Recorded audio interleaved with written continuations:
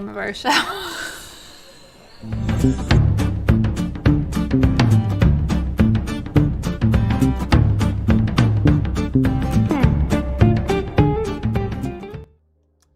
Hi, everybody. Welcome to The Large Glass. I'm Todd. I'm Terri. And we're excited to have you here. This is our weekly stream where we bring you a new artist or an art-related theme to talk about. Hi. Hi. How's it going? It's going okay. Good. So I got to forewarn you, and I've had anxiety over this for a week.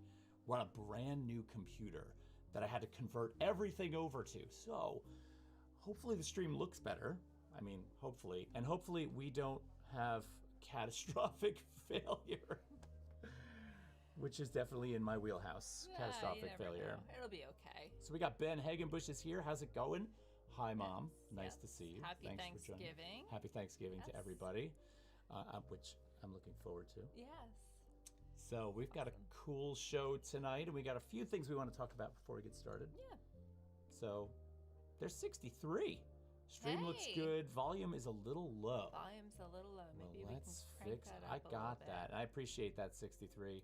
Voices I have a are feeling it's very going to get soft. a little bit better. Just give it a chance. So we'll see how that works. Yeah, Mom says our voices are very soft. Let me know if that is a little louder for you, if that picked it up a little bit. This is good. We're tweaking everything. There's Pumpkin Audrey. Hello. Hi, Pumpkin Audrey. Nice to see you.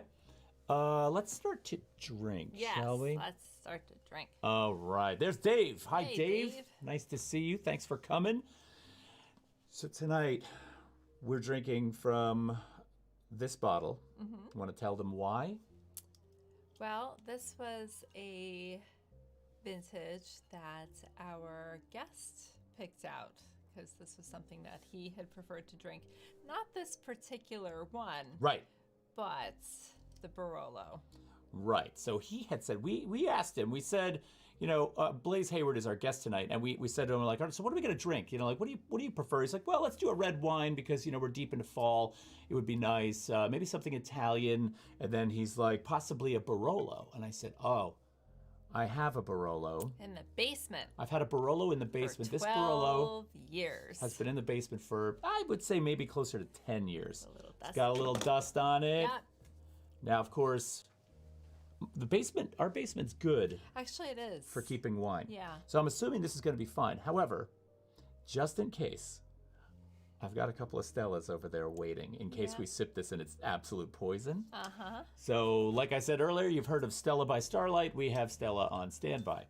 So, yeah, I know my jokes just don't impress you anymore. There was a time when Terri used to laugh at my jokes. The time is over. That's not true. I laugh at your stuff all the time. Oh. 63 says, Yes, that could be good that or could bad. be good or bad. Yeah, I know. Yes. I know. Yes. All right, let's see what we got here. Well, the cork is still nice and moist. That's a good sign. Oh yeah, this is gonna be good. It's going to be good. I think it's gonna be good. It's All certainly right. not. It has certainly not turned. Okay. That's for sure. It's a 2009. I always thought you'd be a good sommelier. Glenn says, "Keep your day job." No, Glenn, Oh, with the jokes. I don't have a day job. So okay. Oh God, that's funny. No, it's a joke. I do have a day It job. is a joke. All right. Here you go. Ooh, wait, thank you. For you. 12 years in the basement, 10 years in the basement. Nice Barolo. Good color. Ooh, it actually does have a nice. Smells really nice, right? Yes. Episode 65. 65. Blaise Hayward is Yes. joining us live. I'm excited about that. I am too. excited to be 65 episodes in. Yeah. Never missed a single one. That's right. Cheers.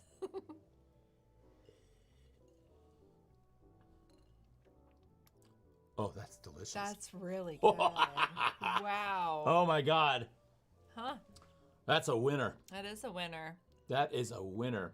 What are you guys drinking? Oh, Carolyn Thau is here. Cheers, Carolyn. Nice to see you. Let us know what you're drinking in the chat, everybody. Ooh. All right. I'm happy about that. Yeah, I am too. I was a little bit worried. Stella can go back in the fridge. Yes. So we had Alex Gross on the show. We did. The only crime is not sharing, 63 says. I agree. It is. 63, so hop in your car and come on over. Wouldn't that be funny? 63 is here. He'd be here Grab in an extra 15 seat minutes. at the Sure. bar. Yeah. Yep. Sauvignon Blanc for Pumpkin Audrey. Sauvignon Blanc. I could have guessed that Pumpkin Audrey, you know. Yes, that's her standard. Small batch coffee liqueur for Carolyn Thau. Ooh, I kind of like that idea. Malbec for Dave. Could have guessed that too, Dave. Although, Dave, you got to try. I'm going to save you some of this. All right? You're going to love this Barolo.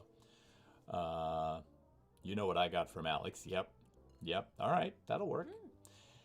So this week, we were very excited for the drop from Alex Gross. So his drop was actually today.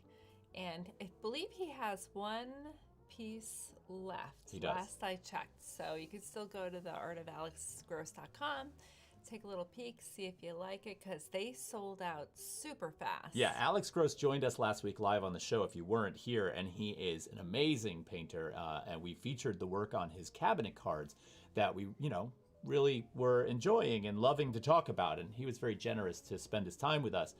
And I happened to drop a sort of hint in the show. I was like, it's a real pain because whenever you drop these beautiful items on your website inside of a second, they're all gone. Every one of them. And so he said to me, he's like, well, I might have one or two that might be available on the side. Yeah. He sent me an email, and we just jumped on it. We got one. Oh, we're so now our excited. choices, of course. Yes. Well, it wasn't the same choices as he showed on the drop today. Correct. It pays to know. It pays to know. But I have to say, I am so impressed. Plus, when he does his cabinet cards now, he does a replica of the original piece, the original card. And the authenticity, It looks so bloody real. it looks so real down to like the little tears around the edges. It's laminated onto, and by laminated, everybody thinks I always mean it's between two pieces of plastic, but it's been attached to a piece of cardstock that looks exactly like the actual cabinet cardstock. I mean, it's uncanny. And if our descriptions aren't good enough, should we show them? We should show them. All right, so we had a couple of choices. One of those choices was a Star Wars theme, and of course, we had to go the Star Wars theme. Oh, John Park is here. Nice to see you. And Jess will be later. That's okay. Cool. We're glad you're here. We were just about to show off the Alex Gross cabinet card that we purchased. Oh, you see the monitor. Oh, you can see the monitor. You can see our screen. But it's really It's fantastic gorgeous. piece. And if you look at the way it's mounted, it's got this beautiful shadow box presentation, which is really quite nice. So this is the character from Star Wars named Bib Fortuna. Beautiful piece. It's a gorgeous piece. I always make a joke about that too. Yes. Bib Fortuna. Who thought of Bib Fortuna's name? Yeah. I mean, it's a great name. Yes. But I can't stop thinking to myself, it's sort of like, I know. I'm neat with most of my food, but I need a bib for tuna. Yeah, it's like, I'm going to be stupid here. Sorry. Yes. Anyway. Yeah. That's pretty cool. Yeah, so we were that. happy about that. Anyway, it's almost time for us to bring on our artist. Is there anything else we want to talk about? Listen, tonight we're not going to be able to do a featured supporter like we did last week, unfortunately. I'm still in the process of converting all of this over. So tonight's featured supporter is all of you. Yes. Thanks for coming. Thanks for coming. Yeah, we're creeping up on episode 100. We're creeping up on it. We are. I mean, I know you're like, We're also creeping up on episode 70. At this point, once you pass 50, it's like the next one is 100. Exactly. So we're gonna make it. 63 says video looks great. By the way, that's a great sign. That's a great sign.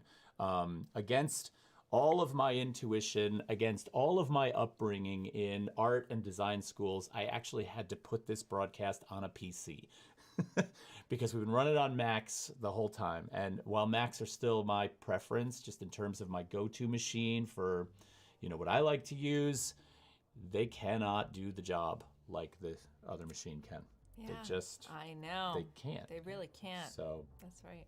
what are you going to do? I know. Okay. Why don't we start introducing our guest tonight? We can certainly do that. So we first featured Blaise with the, it was on episode 27. We collaborated with the Brownstone Art. We hosted their closing reception for the group photo show, and Blaise Hayward was one of the photographers in it. They were all stellar photographers, but Blaise particularly caught my eye, so I am thrilled that he's joining us tonight. He's Canadian-born, has been in the States for a number of years, many decades. He's got great stories to tell. So he's established a commercial photography practice in which he does a lot of advertising and editorial photography. He also has fantastic fine art photography as well. He particularly specializes in portraiture. He's produced work for notable organizations, many of which you would recognize: Citibank, J.P. Morgan Chase, Pfizer, Harvard, NYU, Novartis, MasterCard, the History Channel, the list goes on. He's also been published in many different magazines such as Sports Illustrated, Oprah's magazine, New York Times magazine, Money, Glamour, and he's won awards as well, including the Advertising and Design Club of Canada and the Applied Arts. We are thrilled tonight that Blaise Hayward is joining us from his studio. Hi, Blaise. You are muted, Blaise.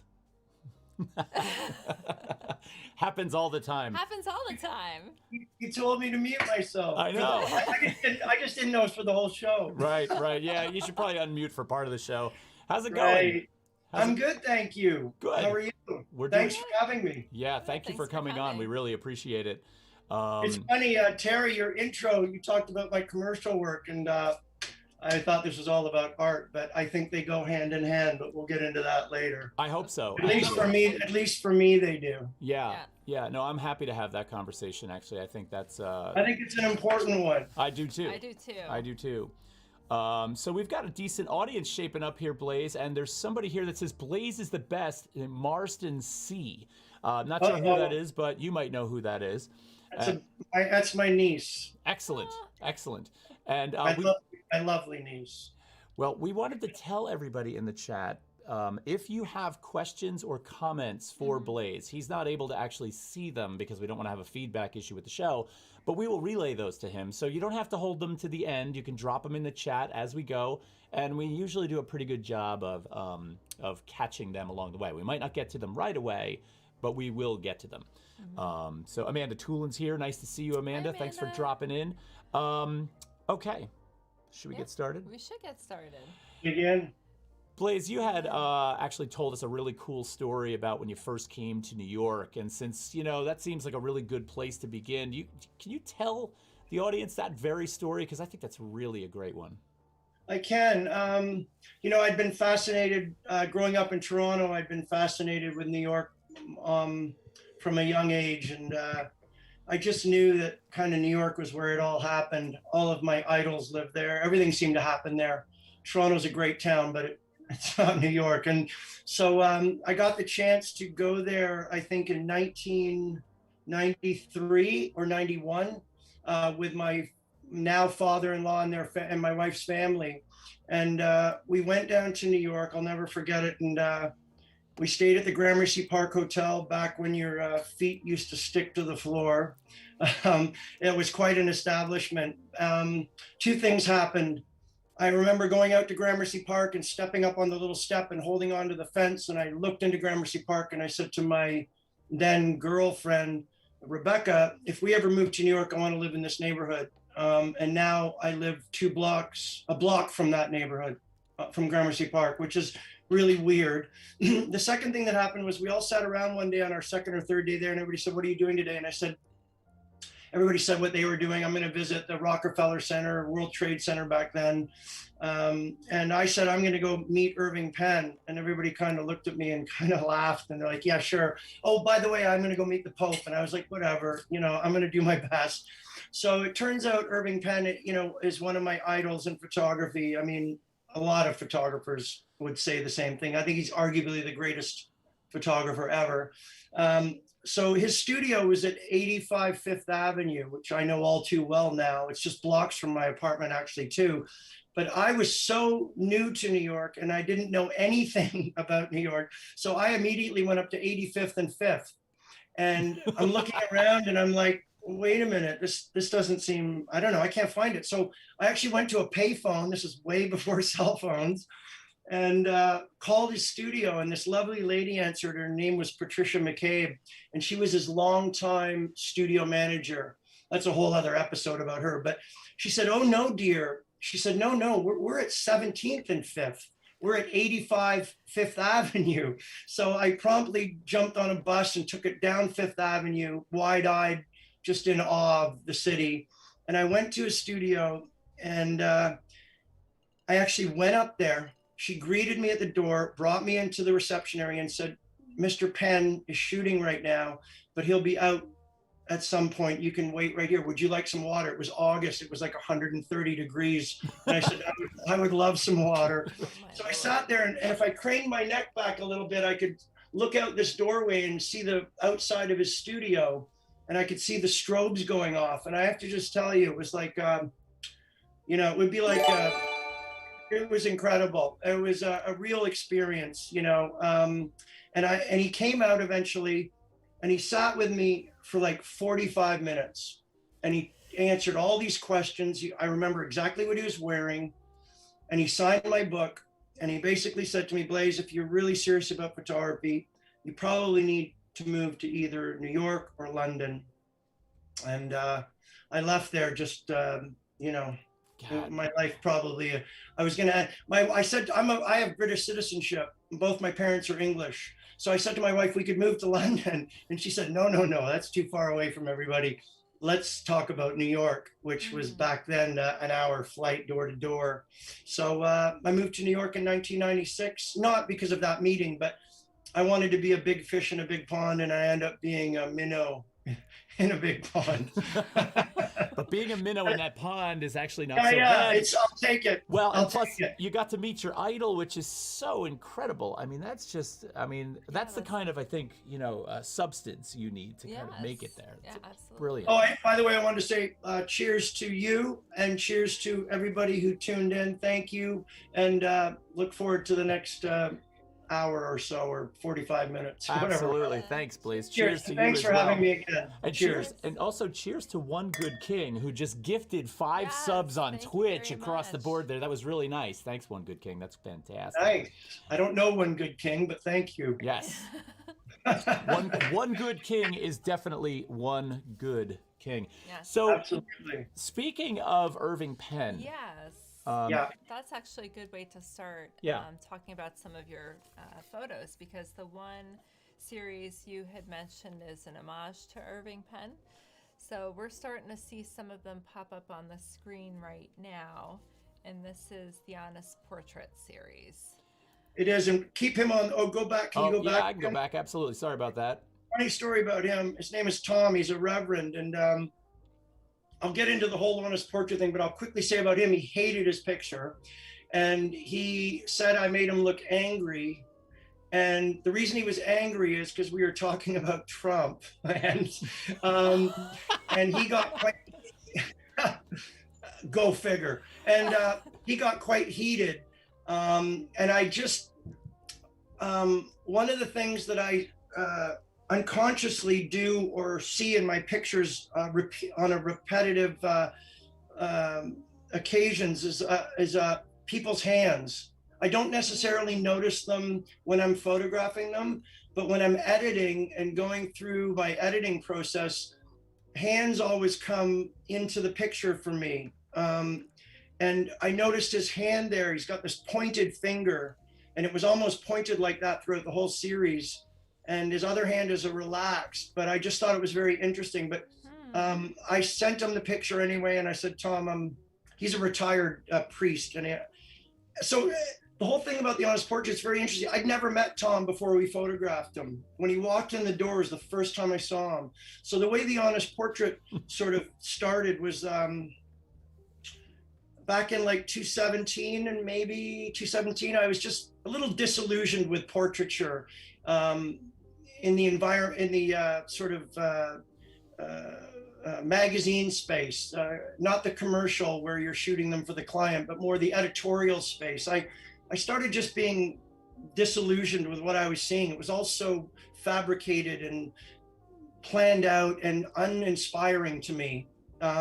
So I thought to myself, well, I bought this beautiful backdrop from this lovely backdrop painter in Brooklyn, and she's famous. She paints backdrops for Annie Leibovitz, Patrick de Marchelier. Oh, wow. Her name is, damn it, I'm gonna have to come back to that.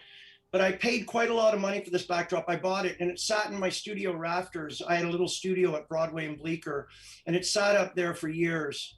I mean, literally maybe 2 or 3 years. One day I was sitting in my studio and I was leaning back in my chair and I looked up and I saw the backdrop and I was like, why did you buy that if you're not going to do anything with it? So that got me started.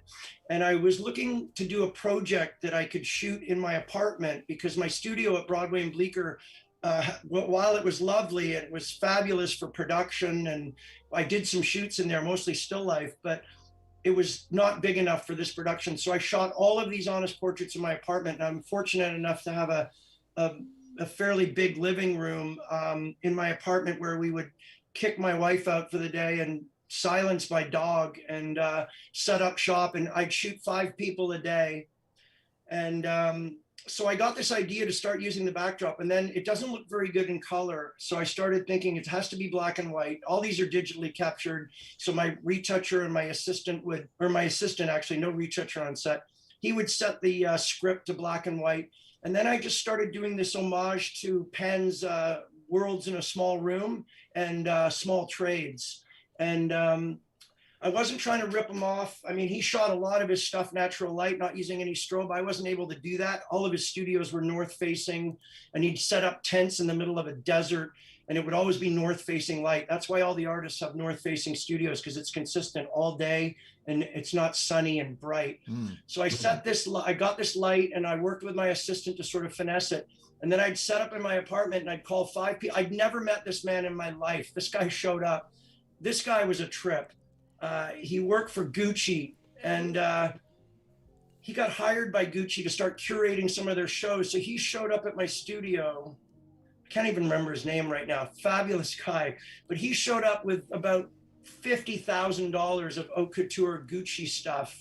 He brought it. Like, I told everybody, listen, just come as you are, or like bring your favorite sweater. Like, I'll have to get into the styling later, but anyway, this gentleman showed up with about $50,000, like 6 bags of Gucci clothing. But so I basically started this project, and I said to everybody, I wanted them to be honest. I wanted them to capture their sort of essence. I didn't want there to be any sort of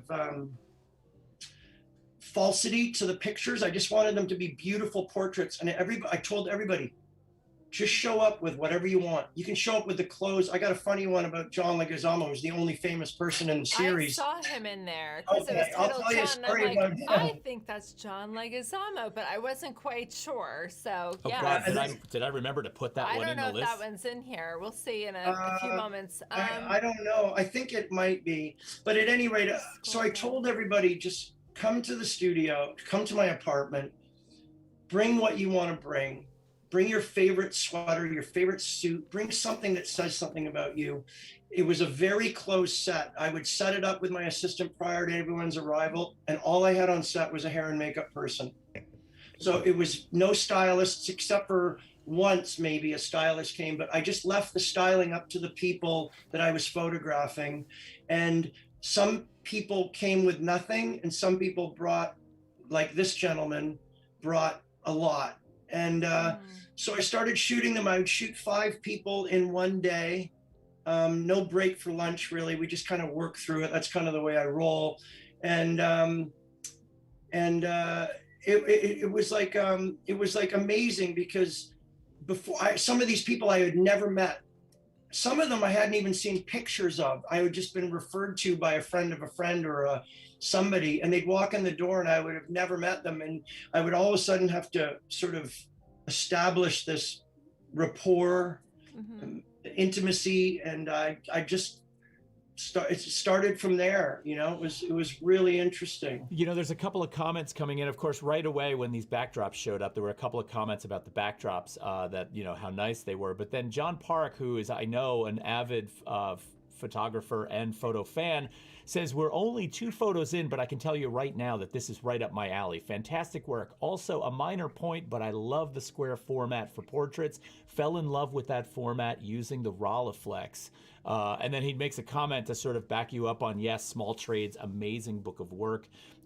63 says, come as you are, or come as you were, are, and will be.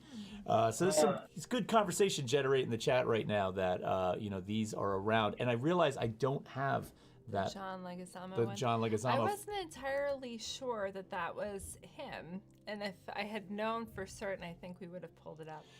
So Blaise, I had a question for you real quick about you mentioned that the preacher man was angry with you about the portrait, and given the fact that you have people show up, like out of sometimes off of a recommendation, and you don't know who's coming.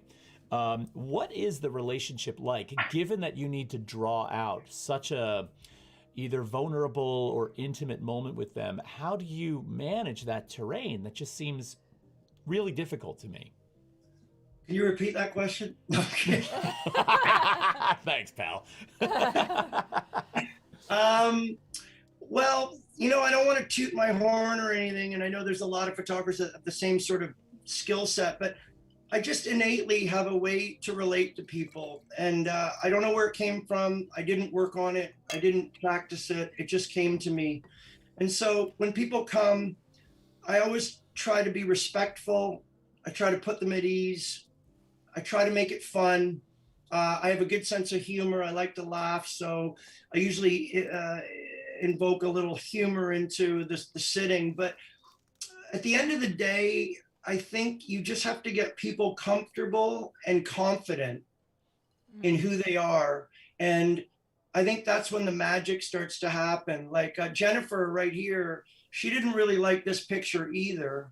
I'm not going to go there and say a lot of people love their pictures. We just happen to have a couple. Some people just thought it was the best picture they've ever had or whatnot. But Jennifer also found this a little jarring, this picture. She just looked at it and was like, I think sometimes when you photograph people the way I was photographing them in this series is sometimes maybe they're a little too honest. Like, I don't like having my picture taken. I don't photograph very well, which is funny because my brother and my sister, who I've photographed many times, both photograph fabulously. But I think it's in your bone structure. I swear to God, I believe this. I just take terrible pictures. I hate being photographed. And so when someone comes to me and says, I don't like my photograph, I can totally understand and I sympathize with them. But at the same time, in my editing process, I have to be true to my vision, and I have to just pick the picture that speaks to me. Right. And sometimes it's a little tough for the subject. They might be like, well, do you have any others? Which is always what I get when they don't like their pictures. Hey, nice picture, but do you have any others? Yes. You know what? I got to be honest with you, just quickly. I get it, and I'm gracious enough to say yes, I do, and I do share some of the other selects that I was considering, and sometimes they really like one of the other ones, and I'll give them a print of that. Like I'm not so back to Penn. I heard he used to just call up Vogue, and he would photograph something for them, and he'd send up one frame. Wow. That was it. Wow. Yeah, I was like, this is it. So you guys deal with it. Take it or leave it. I'm not like that. You don't have that luxury anymore. Very few people had that luxury. I mean, him and Avedon might have been the only ones, but right. I'm way more flexible with my subjects because, they're taking time out of their day to come to my studio. They're actually taking Ubers, or back then no, I shouldn't say that. They're taking Ubers, they're taking the subway. I had people show up at my studio or / apartment. They were sweaty. It was in the middle of summer. They had 3 bags of clothing. I just felt so ingratiated to them, right away. I was just like, oh my God, let me kiss the ground you walked in on. Like, thank you for showing up, because it's a big, you got to think about it. And I don't do it ever because I hate being photographed, but to put yourself in front of the camera with somebody that you might have never met and you don't even know their qualifications, that's a big step, you know, and I really don't underestimate that sort of commitment and that gratitude. You know, I'm filled with gratitude when people walk through the door. I'm just like, thank you. I hope I can do you justice, you know, and most of the time it works out. Well, that's a really good point that you're making, and it's something that I was thinking about, because in this particular realm of fine art, it's a two-way street. It is. And there's a really interesting relationship there. I did want to throw a couple things at you from the chat, Blaise, because some stuff's coming in, but we've got over on YouTube. So for those of you that are watching, we're on 3 platforms. We're on Twitch, YouTube, and Facebook. So if you're on any of those platforms, please follow, because that would certainly help us out. But over on YouTube, we got a comment that says, "Hey Blaise, looking sexy as always, Todd McVeigh." So, great. So you got that one. And then 63, one of our longtime viewers, says, "So I hate to geek out on this, but are you using a 2 1/4 by 2 1/4?" Okay, so good question. And Todd, hello. I started shooting this project, and right away it became apparent to me that the traditional 35 millimeter format wasn't going to work, because my backdrop back there, I love this picture. See, there's the hands again. Yes. My backdrop is only 9 feet wide by, I think, 16 feet on the rolling outside. So the whole 35 millimeter wasn't going to work. So I quickly established with my retoucher, Blake. I'd like to just do a shout out to Blake Ogden. He's been my retoucher for, I don't know, 7, 8 years. And Blake is like my right arm. He's fabulous. And he was the one who just painstakingly worked on these images with me. And you know, it's really rare in this world to meet somebody that cares as much about your work as you do. And Blake does. And thank you, Blake, because he's awesome. So Blake and I quickly established that these should be square. And what's really, hold that one for a sec. What's really interesting is that I grew up shooting on a Hasselblad. I was analog until 2006. I was a late bloomer as far as digital. I couldn't wrap my head around it. I didn't like the idea. Now I like it. But I shot for a Hasselblad for the first, 20 years of my career. So this is very familiar territory for me. But no, the answer to that question is these are shot on Canon Mark IV, EOS Mark IVs. They are digital captures, and they are manipulated. And I want to say something about the retouching very quickly. I spent years in the darkroom when I was growing up, assisting photographers, and they'd say, go into that darkroom and don't come out of there until you get the prints right. And I would literally spend hours in there. And then on my own, when I started my career in New York, it was all analog. So I spent years in the darkroom, and I would come home and my wife would be like, take your clothes off and leave them outside. They stink. Like you stink like a chemical lab. Right. And I spent so much time in the darkroom. So I learned how to print black and white and color quite well.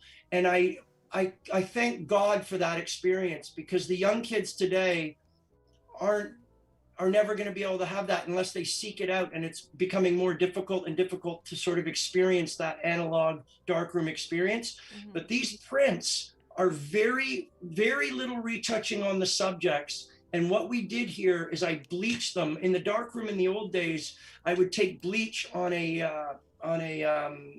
swab of cotton swab, and we would rub the print to sort of bring out the highlights. And then we would dodge and burn them with our hands like this. And I would use little instruments to dodge and burn. So I spent so much time doing that. And so when we started this project, we basically bleached, dodged, and burned these images, but we did very little retouching. Like, if you ever go onto my website and see this woman, she walked in and her name is Constance, and she sort of took me by surprise. Never met her. I got her from this bizarre talent agency in New York that represented fire blowers and dwarfs. I mean, cool. Little people and weightlifters and bearded women. And I mean, it was bizarre. And she showed up and she had hair all over her face. Huh. You can see it right under her lip if you ever zoom in one day. Huh. But she was so sweet. And I looked at my hair and makeup person, George. By the way, a quick shout out to George Kyriakos. my hair and makeup guy. He almost did all of these for me, like 70, 80% of these he did with me. And he was always very kind with his time. So thank you. And I looked at George and I said, you know, what the fuck are we going to do here? I was just like, I was completely like at a loss, but she was so sweet. So what I had is I worked with her, and it was a gradual process, and I had her turn away from the light a little bit. And I sort of started to see her like a Native American sort of Indian. And I started to see her as kind of quite regal and wise. And this picture, it's one of my favorites. And she's actually wearing a tennis jacket under her trench coat, which is what she brought. So again, going back to the wardrobe on this series, Yeah. I just worked with what I had most of the time. And I just love this picture. She just looks like I don't know, she just looks presidential for, I don't know, that's a wrong. No, that's a great word. I love presidential on this. And I noticed this is one of the few profiles that you have in here. And it's because Right. I think between her nose and her chin and the squareness of her jaw, it's a really pronounced, and I like the word regal presence that she sets up. This one's one of my favorites. Oh, yeah. Yeah, I love Okay, this one. Gregory, real quick. I mean, we'll be here all night if I go through each one, I so know. I'll just touch on it. So Gregory phones and he says, I'd never met him. Again, walked in cold. He was from the National Arts Club. I used to be a member of the National Arts Club for years on Gramercy Park. One of the women who's the president, past president, is in this collection, and she put me in touch with this gentleman. And he said, Blaise, I do a Noel Coward act. And he said, I've got a tuxedo, fabulous tuxedo. I said, perfect. If that's what you want to wear, bring it. And he said, and I have a beaver hat from 1855. And he brought that beaver hat. And he goes, and you can see there's a little damage on it, but that beaver hat's part of his act. And he walked in, and I just lucked out here. It was just like, it's almost like I can't explain what I'm doing.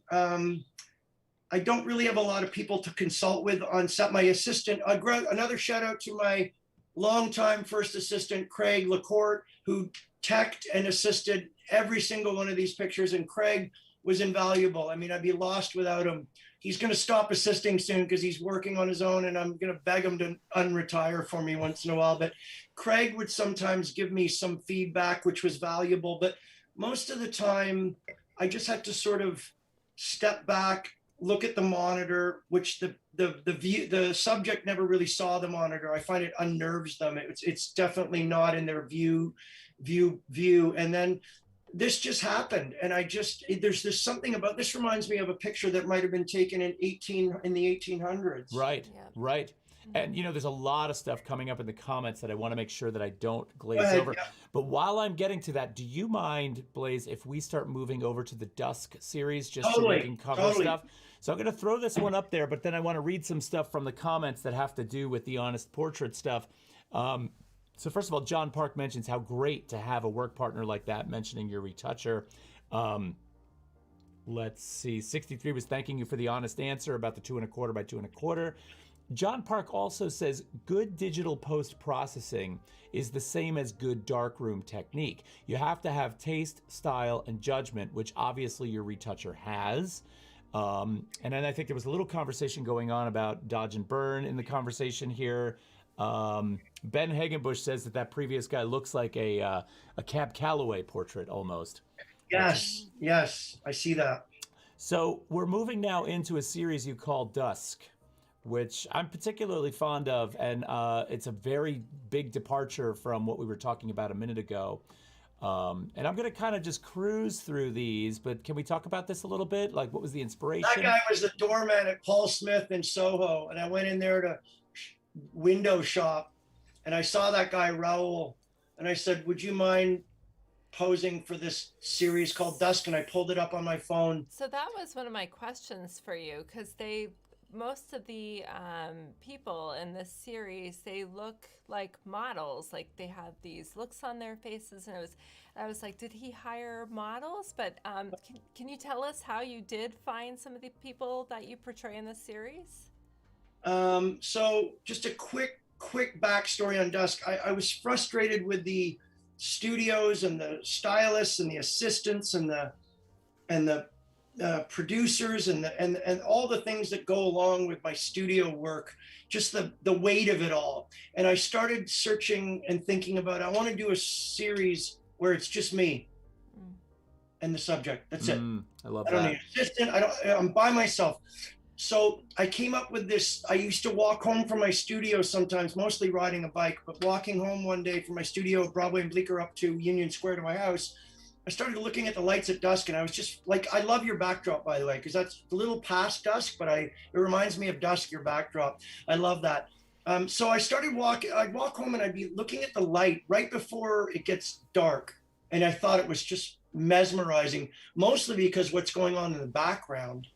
I mean, the city comes to life in the night. Yeah. So I started thinking to myself, well, maybe I could shoot a dusk series. So I shot all of these pictures on my own, no assistant. I would just show up with my knapsack and my camera. And a lot of these people, again, I'd never met them. So this gentleman, I went into Paul Smith window shop, said, I'd love to shoot you for this series. He said, okay. And then one day he texted me and said, I'm done work. And I ran down to for my studio, which was at Bleecker and Broadway. I ran down to Houston and Broadway, and he's leaning here right against the Adidas store. And so none of them are models. They're just people that I meet through. There's some repetition. I shoot with people consistently sometimes. You might notice that, but all these people are just friends of friends or people I meet on the street.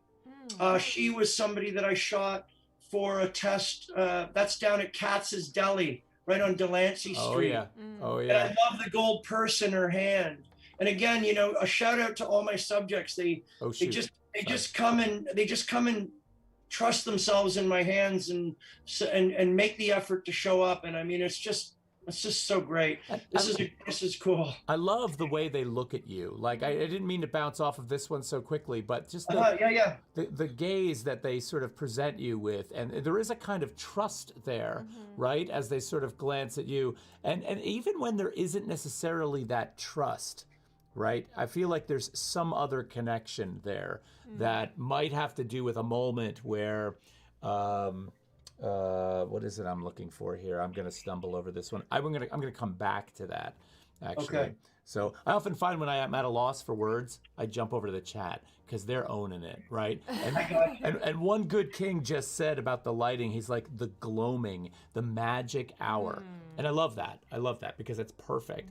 And John Park says, love this first photo in the series. Love the reaction of the woman. Perfect moment. Subject is a natural. Color is amazing. Reminds me of my favorite slide film, E100G. What did I want to say about Dusk? A couple things. I'm going to reveal a technical secret to everybody and sort of spill the beans, but these are taken on special lenses on my Canon camera, wide open. So there's very, very, very small focal length, and I'm focusing right on their eyeballs. And there's a lot of frames that I get at the end of the night that aren't in focus. But what that does, shooting with these lenses, it makes this backdrop very cinematic. This was actually shot in my hometown of Toronto when I was living in New York. I came up for Christmas, I think, one year. And this is a gentleman I've worked with for years, Sean Bell. He's an amazing actor, amazing model. I mean, I would kill for those cheekbones. And he again just said, let's do it. I picked him up. And what really is remarkable, I love two things about this photo. The way he's framed in the back of the truck. And when the truck pulled up, I was like, fuck, don't go in my shot. But I ended up, they weren't going to be told to move, for starters. You don't want to tell a truck driver to move. And so I said to myself, okay, they're there. How do I work with it? And so I framed them in the blackness of the open cab. Yeah.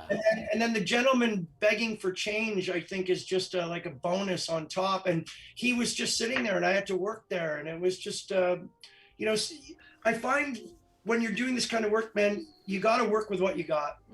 And if something comes up, it makes it more authentic when you work with what you have. Like there's a believability and an integrity and an authenticity Yeah, 63 is saying framed it, and you did. And then I had a curious question though. If you're running that lens wide open, and you did say that at the end of the day you do get a bunch of frames that are blurry, are you instructing this guy to say, are you like hold perfectly still?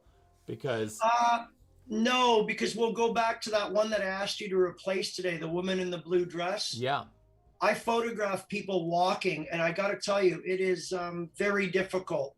But right there, I mean, this is probably one of my favorite dusk images. I mean, this woman is an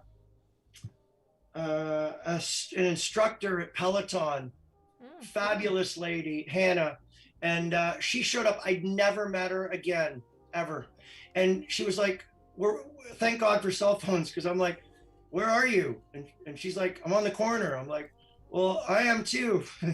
I have a knapsack on. And then it's just like, oh, hey, and we wave at each other. Like it's that. So this whole thing about dusk was getting away from support system, getting away from assistance and all the noise of a shoot, and just being me and the subject. And I would literally sometimes not even scout the location.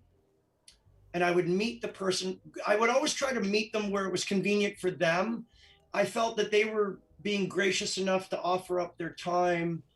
I always wanted to go to them in a sense. So I would go to Brooklyn, or I would go, wherever. So she happened to be up on Fifth Avenue, and this is taken at like 5th and 54th, I think. And she showed up, and I was just like, wow. And I was just like, I love that dress. And she's extremely fit. And we'd put our stuff down together by a light pole, and beg or pray that no one would come and steal it. I'd be keeping an eye on it, but I was also still trying to take photographs. Right. I just had her walking up and down the street. And so she's in full motion walking, and you can see a little bit of blur factor, but I just love the way this one turned out. It's just, I don't know. There's so much. I always just say cinematic for my dusk series. I see this translating into motion for me. Yeah, and it does read that way. A couple of things just popped up. So somebody over on YouTube watching says, great art from the hardest working artist in New York City. That's from Brad Window. And then One Good King says, oh my God, love Hannah. So I don't know if he knows He must know who she is. the Peloton woman is, but that's kind of awesome. Yeah. I just want to say Brad's my Brad Window and I've been playing hockey together for 20 years. So thanks for watching, Brad. Nice. You had said something in this one that I had thought of, but I also wanted to pop back to an earlier one after the guy with this one, I'm scrolling sometimes and it pops to one I'm not expecting. But this one in particular, I was really caught by, given the directionality, given the gaze, given the background, and the. Let me ask. Can I ask a question? Can I ask a dumb question to you, Blaise? No. Please. When I'm going to spell a word that I have never known how to pronounce, and I know you know how to pronounce it. Bokeh. Is it bouquet or boca?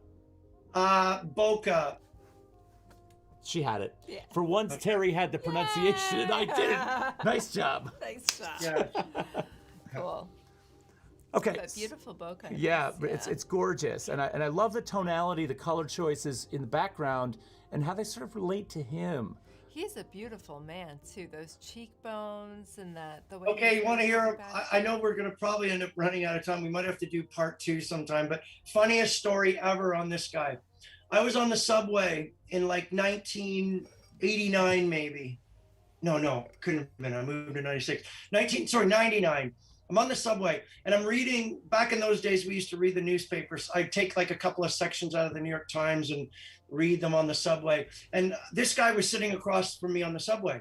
And I was reading my newspaper and I kept like looking up over the photo I kept like looking up over my newspaper and then looking down and then looking up. And he thought I was cruising him. He was so handsome. Yeah. And I was like, I'm a real face person. I see a face and I just have to, I would hand out my cards to strangers all the time, mostly on the subway in New York. And I want to tell a little backstory about that in a sec. But anyway, Ben thought I was cruising him. And he kept looking at me going like, is this guy like cruising me? Or like, what's going on here? So I got up and I was getting up and I said, listen, I'm sorry. I'm a photographer and I'd love to photograph you sometime. So I gave him my card with my studio address. I think this was even before cell phones, maybe, but and I got off the subway. And then I ended up photographing him several times for different things. And he actually was he's a model. Of course he is. Of course he is. Very successful model. But when I met him, he was a squash instructor on the Upper East Side. So we ended up collaborating and becoming friends, and then he moved to Brazil and then moved to Europe, and this was taken on one of his trips to New York when he got a job from his New York agent, and he came to New York and did some jobs, and then we met one day up on Park Avenue and took this photograph. And I got to tell you, these dust pictures, I got like 15 minutes and that's it. Yeah. So I like putting this pressure on myself. I don't really look at it as pressure, but I don't know what I'd call it, but I literally get there 20 minutes, half an hour before they do. And I look around and I'm looking at the lights, trying to envision how they're going to start to reveal themselves as the light gets down. And they show up and I'm like, okay, let's go over here. And, you know, this guy in the blue hoodie is cropped out a little bit, but he was looking at us like really funny looking. And Ben just showed up and we got this picture, and it's over before you can snap your fingers. It's like, okay, it's dark. Yeah. Let's go get a beer, or I'm going home for dinner. You know, one of the two. I love 63's comment. He says, amazing how the background light echoes his hair. Yeah. It's almost like it streams out from behind him, or at least not that one, but the one, it almost looks like a buffalo form, you know, that neon sign. They're almost identical. Yeah. Can we jump over, you've done some video work before, some really exquisite video work, and I would love to just show the swimmer if we could. Can we take a look at that? That'd be great. As I said to you guys before, you're the drivers, I'm the passenger. Well, you know, I just want to make sure that, you know. I feel like there's so much to talk about, too. I feel like we barely scraped the surface. I know. So it's like the time goes by so fast that it's like, it's really. Maybe we'll do this once a week. Yeah. I think we could arrange that, Blaise. That would be great. All right, so we're going to show you. We're going to show you a video. Do you want to just give us a quick intro on the swimmer before I start it, Blaise? My wife and I have been renting houses in Orient, New York since before my kids were born. So my son's 22, so it gives you an idea. We've been out in Orient for like 23 years, which is on the North Fork of Long Island. And I met this gentleman on Young's Road where my wife used to swim while she was pregnant with my kids. So we have a real history with this little beach at the end of Young's Road, which is minutes away from where we rent a house in Orient. Orient's very dear to our hearts and dear to my creative process. I mean, I play in a band out there. You know, we play music. I mean, I've got a real love affair with Orient. And this gentleman is Walter Strohmeyer, and he'll tell you about his story. But I used to see him swimming, and I said, you know, I got to go introduce myself to him. And long story short, I got to know him a little bit. He's a little difficult to get to know because everybody sort of notices him, but I sort of charmed him a little bit. And then I said, you know, would you let me make a little movie on you? And I went into this totally blind. I shot it. I did all the sound myself. I mean, it was just like, and my hat's off to my editor, Giuseppe Mazzi, who on this and the Bicycle Rider just made magic out of a silk purse out of a pig's ear. Never heard that one before, but I like it. Okay. All right, Well, let's fire this one off. Let's take a look. Here we go.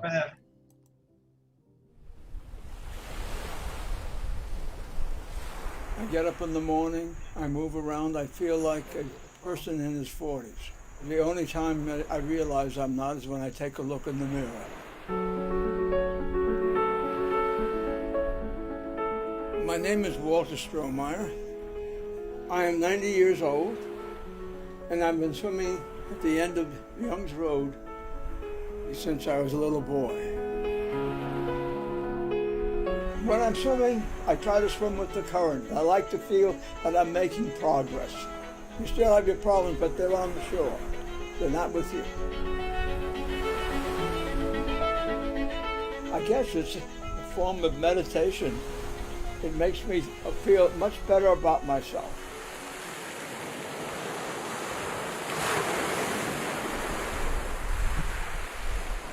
Since my lady died, it's been more lonely. And if I'm feeling a little bit low or a little bit depressed, if I go for a swim, my spirits really rise up.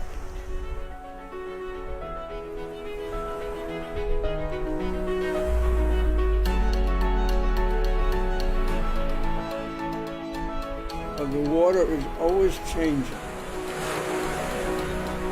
Your emotions never change.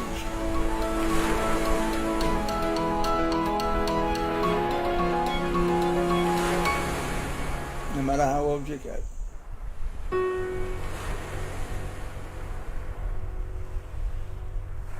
To answer your question, I think I'm going to live another 10 years. God, I love that. I love that. Cool. Thank you. So I just wanted to point out, Alan Wexler is in the audience. Alan, great to see you. Thank you for coming. You were in Italy? Are you back? I think are you watching in Italy? I'm not sure. But he does say, come visit me in Southold. I think we might have met on the North Fork. So it's possible you guys have met already. Entirely possible. So it's a much smaller community out there than the South Fork. So, well, he would definitely be a great person to talk to. I think Alan's a great artist and a great mentor. Yes. So a couple I more. actually need a mentor, so maybe I'll call him. He'd be a fantastic mentor. So let's jump over real quick. We have a few minutes left, and we're completely missing one whole series of images of your botanicals, and I kind of want to jump on those really quickly. Real quick. Wow. Time be flying. I know, it's really flying. But one quick note on the swimmer that I just adored was how you did manage to capture that portrait right at the end, just before we get the title. He turns and looks into the camera. Smile. Yeah. Yeah. Because we see him mostly. By the way, I have last time I was there, my wife and I had drinks with him and his girlfriend, so I keep in touch with him, and he's just an inspiration. I mean, he's a whole other show. I love that he has a girlfriend. That's fantastic. Oh yeah. Great. Oh yeah. Oh yeah. He calls him his lady. His lady. I love that. And given the fact that he swims like that, he's going to be around a while. I love that. I think so. So this is a very different series from what we've seen. We've seen 3 very different bodies of work here. Can you tell us a little bit about these and how the pandemic kind of pushed you in a different direction? Yeah, well, back when the pandemic hit New York, everything just shut down, as we know, and I was kind of like forced to I didn't even release. I stopped going to my studio a little bit just because it was just crazy. So I set up a little daylight studio in my apartment, and I have north-facing windows, and I started just thinking, I'm going to photograph some flowers. I don't know how I think what happened was that we had some in the apartment, and I started having dinner and looking at them and being inspired the way they were dying. And I said, I just need to do that. So I set up this daylight studio in my apartment. I started going to the flower market. There's a lovely flower market in Chelsea, just like 28th Street, 29th Street, right off 6th Avenue. And I just go there and buy tons of flowers, and I put them in pots. My wife was just like in heaven. There was flowers all over the place. I mean, we were like living in a flower shop, and I would just wait for them to sort of be alive or start to die or wherever they struck me. And I would just start photographing them, and I just started going crazy. And I would send them to my retoucher. This is one of the first times we started retouching, by the way, remotely, because my retouching relationship with Blake is that we work in my studio and I'm right there with him, over his shoulder, if you will. But with this, he didn't want to be on the subway, so we started retouching via Zoom, and then we would go to the studio. He would come into the studio like once every week, and we would spend a day there just finessing them and printing them. Printing is a huge part of this. These are all printed, and they're just on Hahnemühle, no, not Hahnemühle, Canson paper, and the prints are just gorgeous. So I'm a big print person. It's not just about online for me. I've got, I try to sell my printed work, and I love the printed piece. It's just it's a whole different animal for me than the digital, looking at it on your screen. I love holding a print. I mean, it's just, Same. It's my saving grace. Yeah. This is a leaf that I found on the street. It's just I don't know how it looks for you guys, but it's a beautiful print. It's just, I think it's a banana leaf or something. And I photographed it from both angles because I just found it to be so sculptural. I mean, I was just in love with this leaf. I can fall in love with a leaf. And that, I think, is the beautiful thing about what all artists are doing is they fall in love with a moment, they fall in love with an object, they fall in love with something that otherwise might not be seen. And to see this presented this way is just staggering. It's staggering. It's bringing an extraordinary nature to something that would otherwise be overlooked. You know what? This reminded me of a bat. It reminded me of those bats that hang out in the caves of China or South America. And this leaf had a real bat-like quality. I don't know how to explain it, but it was the color too. It was inky black. And it was just one of the most beautiful leaves I've ever seen in my life. It's gorgeous. It's gorgeous. So there's a few more in here. And I love this. There's this whole idea of this cane almost. It almost looks like a man's cane or a woman's cane. And this flower to me is so beautiful as it's dying than it would have been. It's just as beautiful to me here as it would have been in full bloom. That's all. Yeah, no, for sure. I don't have that, actually, the thing you're asking for, but we should mention it for sure. Mention it. Yeah, so we wanted to mention your websites so that people could actually go and take a closer look at what you have going on. And so there is BlaiseHaywardStudio.com. So that's my commercial site, and that's the site that I use mostly to put bread on the table. But I also wanted to quickly say I know we're running out of time. When I would meet these people on the street or on the subway, I know one thing for certain. They would always take my card. I never asked for people's phone number, ever. Maybe their name, but never asked for any personal information. I know for a fact that they always took my card, and when they got home, they would look at my work. And then they would look at my work and say, okay, this guy's legit. He has some talent. Hopefully they thought that. And most of the time they responded saying, let's do this. Yeah. Because I think a lot of times if I didn't have a website or they needed to vet me in their own way. And I would totally expect myself to do the same thing. So they would always go to my website and then say, okay, this guy's for real. I'm going to do this with him. Whereas if I didn't have a presence or if my work was not very good, I think they would have just said, I'm not calling this guy. So that's an important little sort of anecdote to the Honest Portrait and the Dusk series, Yeah, and I'll tell you what, back when we were asked to do the reception for the Brownstone Art, when they had the photographer show, we got all the information on the artists that were in that show, and they were all fantastic. But I do remember specifically, when we opened your website, I remember turning to Terri and being like, holy shit, have you seen this guy's websites? They're amazing. And we were just blown away by you're immediately struck by the quality of the work,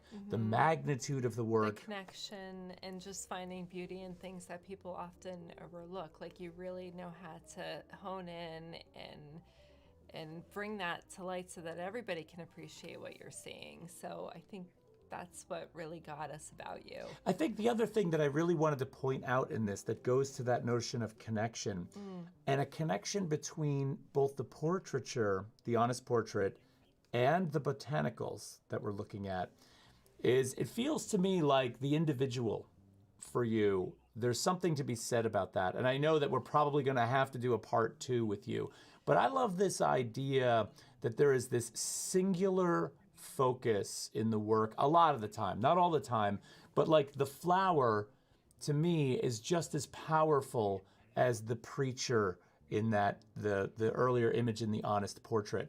They have similarities, even though the backgrounds differ slightly. I like that. I like that connection to the one. Yeah, interesting point. Thank you. So I'm going to quote you on that. You may quote me on that.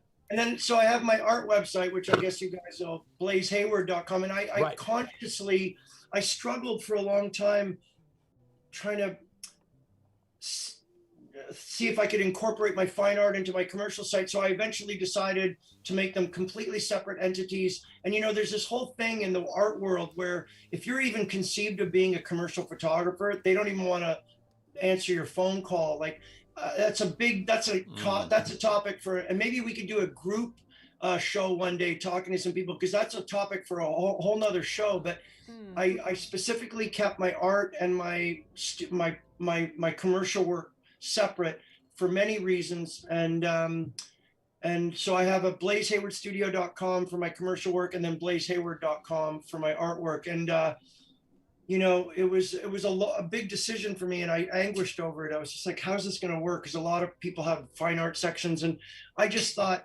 when art buyers are going to hire me for a commercial job, which is really important in my life to pay the bills, they don't want to see a bunch of pictures of dead flowers. It's not going to play well for them, and their time is limited. Yeah. They want to go onto your website, they want to see what they see, and they want to know if you're right for the job. And just as well with art curators and people who are looking to maybe purchase your work, like they don't want to go on your website and see pictures of people holding hands. Like, so I consciously kept the two sites separate, and it's a little bit of a challenge, but I think I trust people can navigate their way to what they want to see and what they need to see. Hopefully. And it's clear to me, the way you divide those two sites, that you've got a clear handle on that. And I get that struggle completely. Yeah, it's real. Yeah. Well, Blaise, I got to tell you, man, you're like the master. We loved looking at your work tonight. This is a lot of fun. And I do hope there is a part 2. Yeah. So, Can we do a part 2? Part 2. Part 2? I would love that. Yes. I would love that. If you guys will have me, I would love to come back on. I mean, there's just so much more to talk about. The process, the self-doubt, the second guessing, the successes, the failures, the navigating my world between commercial. Like, I'm going to California next Tuesday for a week. I'm doing a commercial job out there, and I'm seeing a whole bunch of galleries. I'm going to go see a Avedon show at the Gagosian. Oh, nice. I'm seeing a lot of old friends out there, and I'm making some money, and I'm shooting a really cool job, and it's going to help me pay my bills and then feed my art. So, I mean, one hand feeds the other. And I think if I tried to make it in New York as an artist, I would have never been able to buy it could have been a much different story. So there's a whole other show on just the commercial art aspect of trying to just navigate through life. Absolutely. And one good king mentions in the comments that there is integrity in both, which I completely agree with, number one. And number two, we have been talking about the notion of possibly doing a photography panel discussion. Yes. Because we sat down with Jess and John Park and said to them, at some point, we would love to have a panel on that. So maybe for the Patreon viewers, maybe as another episode. But Blaise, you're definitely at the top of the list for that talk, for sure. Thank you for that.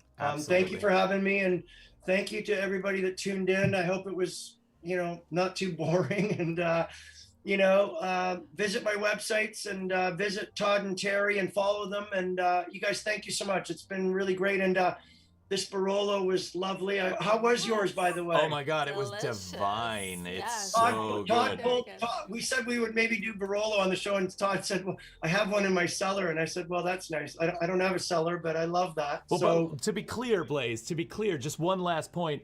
I don't have a wine cellar. I have you got a cellar. I got a basement, right? I got a basement that the bottle was just kind of hanging out in. So. Oh, I love that. Well, at least you were keeping it at the right temperature. Oh, it totally was. But it was definitely worth it sharing it with you and looking at this work. Thank you so much. Thank you, guys. I really appreciate you having me on. I'm filled with gratitude, and to everybody that tuned in, cheers, and thank you. And maybe we'll see you on the flip side. All right, that sounds good, man. We will talk to you very soon. Thanks again. Thank you. Peace. Take care. Peace. Thanks. Bye. Bye-bye.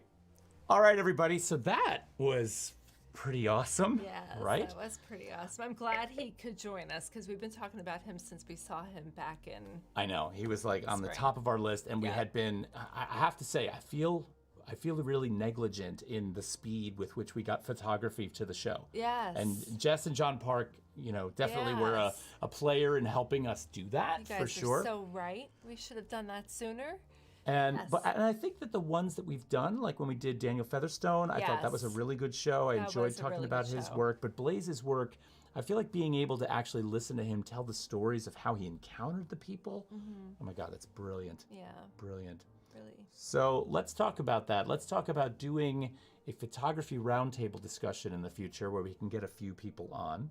And by the way, Christy White, who commented earlier, way Christy. earlier in the chat that she was here. I'm sorry I overlooked that. I was scrolling back and looking to see if there were things I missed.